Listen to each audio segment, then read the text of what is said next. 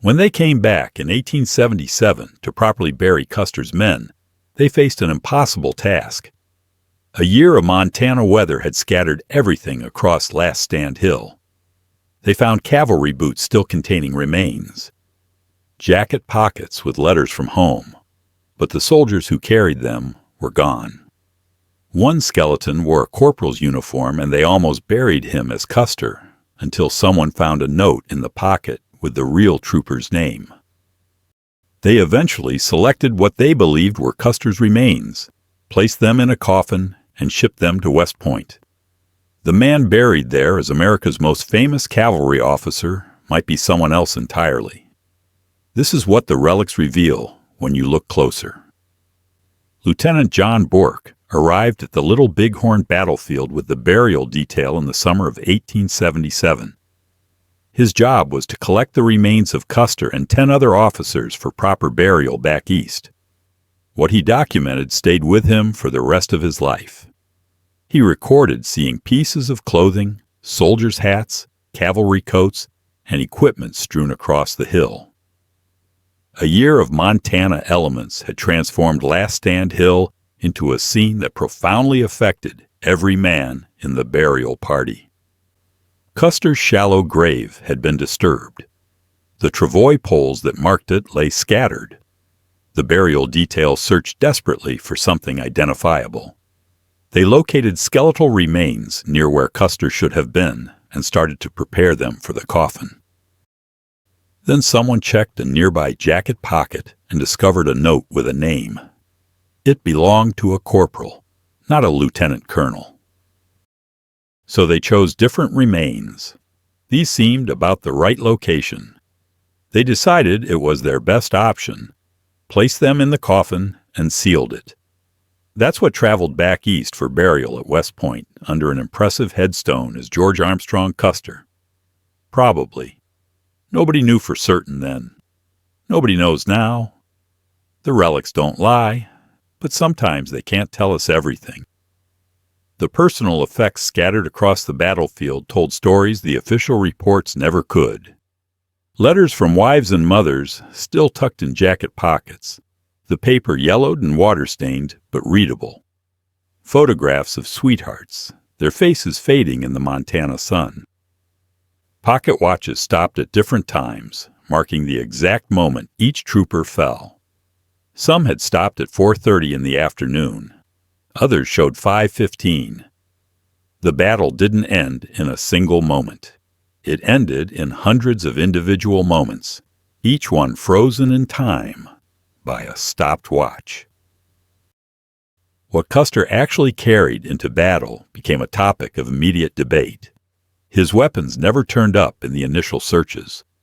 According to those who knew him, Custer preferred exclusive firearms that set him apart from his men. He didn't carry standard military issue. Historical accounts indicate he favored a pair of nickel-plated British Webley Bulldog revolvers in .455 caliber, along with his favorite Remington sporting rifle. These weren't government weapons. Custer purchased them himself, paying premium prices for firearms that matched his reputation. After the battle, those weapons vanished. Native warriors who participated later spoke of collecting rifles, revolvers, and ammunition. Some kept these weapons as trophies. Others buried them in secret caches, hiding them in locations known only to the warriors themselves. By the 1880s, Springfield carbines and Colt revolvers taken from Little Bighorn were appearing in native hands during subsequent conflicts with the Army. The weapons had become symbols of victory, proof that even the most celebrated cavalry officer in America could be defeated. Captain Miles Moylan commanded Company A of the 7th Cavalry at Little Bighorn. He survived because he served under Major Reno, not Custer. Moylan kept his service revolver, a Colt single-action Army manufactured in 1874 and shipped to the 7th Cavalry from Rock Island Arsenal. That weapon tells us something important. It survived because its owner did.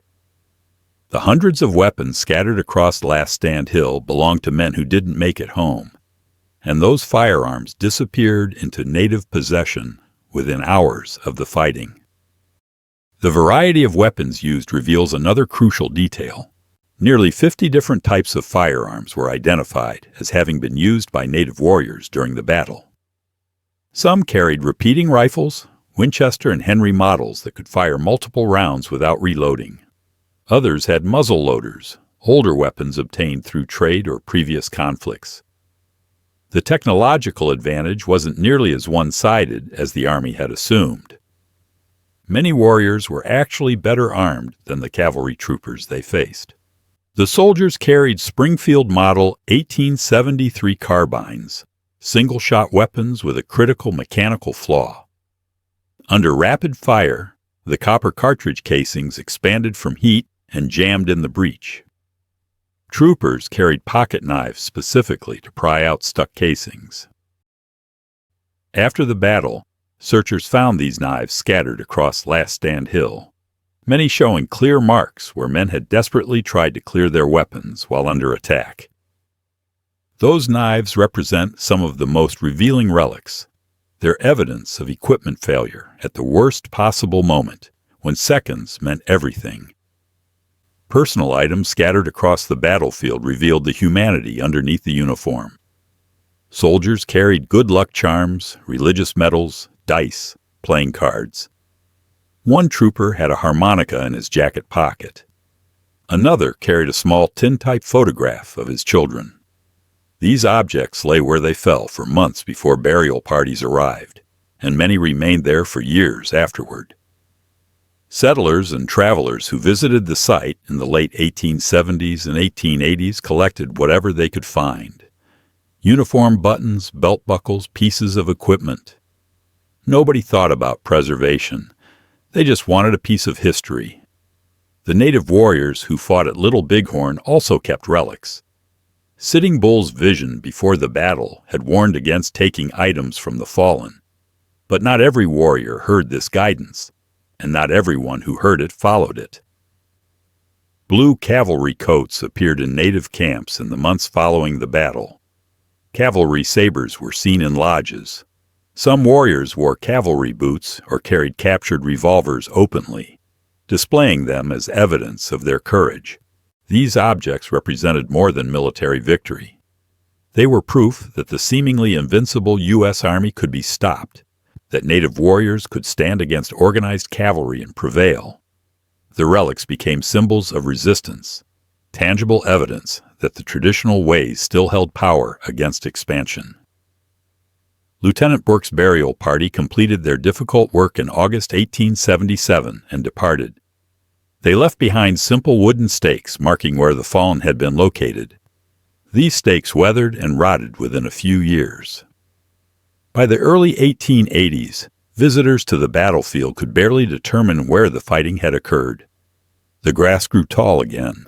What remained gradually sank into the soil or was carried away by natural processes. But the small objects endured. Buttons don't decompose. Cartridge cases last indefinitely. Arrowheads survive centuries.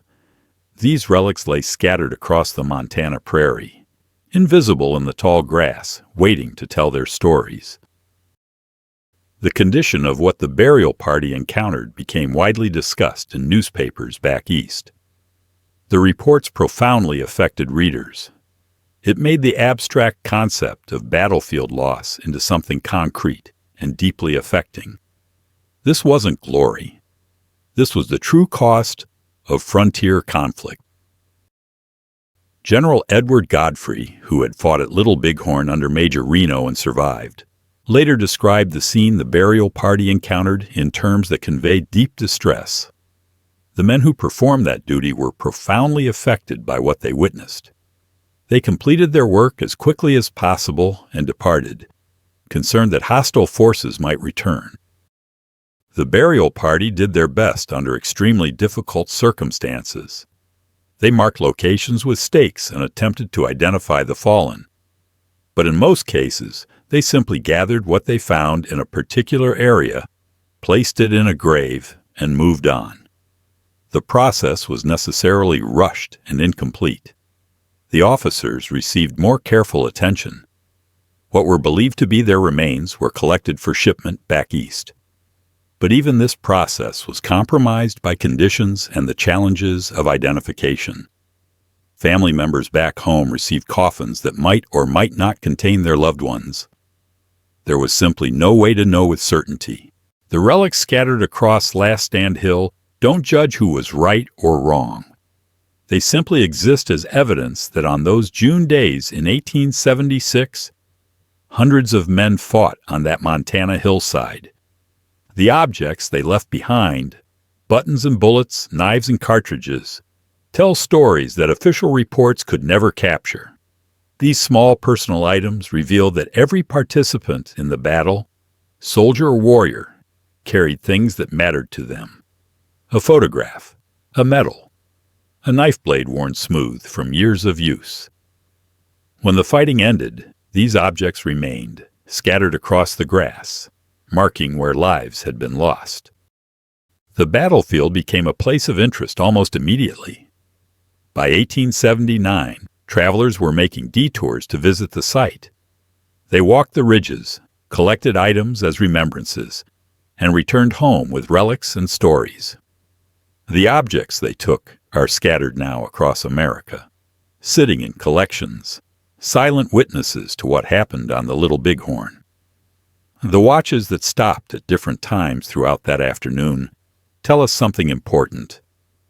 This wasn't a quick engagement. It was a prolonged fight that unfolded in stages. Each stopped watch marks not just when a soldier fell, but when someone's son, brother, or husband ceased to exist. Those timepieces, recovered years later with their hands frozen at 4:30, 5:15, or various moments in between, provide a timeline more accurate than any witness testimony.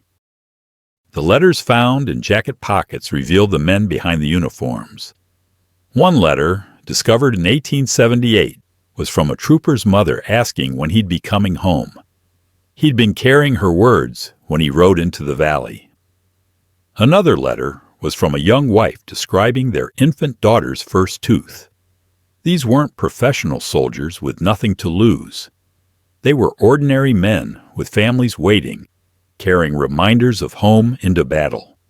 The photographs found among the relics show us faces, a tintype of a young woman with serious eyes, a family portrait with parents and 3 children arranged stiffly for the camera. These images were treasured possessions, carefully wrapped and protected, carried hundreds of miles across the frontier. When searchers found them scattered on Last Stand Hill, faded and water-damaged, but still recognizable, they represented something more valuable than any military equipment. They were proof that these men had lives that mattered to someone. The native warriors' relics tell equally human stories. A copper bracelet, handcrafted and worn smooth from years of use. An ornament made from trade beads and porcupine quills. These weren't military equipment. They were personal items that held spiritual or sentimental significance. When archaeologists eventually recovered these objects, they found evidence of individual lives, individual choices, individual moments of courage or fear. The battlefield relics remind us that history isn't just dates and troop movements. It's stopwatches and faded letters. It's a harmonica that will never play another tune, and photographs that will never return home. It's the tangible proof that June 25th, 1876 wasn't just another day in the Indian Wars. It was the day hundreds of individual stories ended on a Montana hillside. The grass grows tall there now, hiding what remains beneath. But the objects endure, waiting in the soil, ready to tell their stories to anyone willing to listen.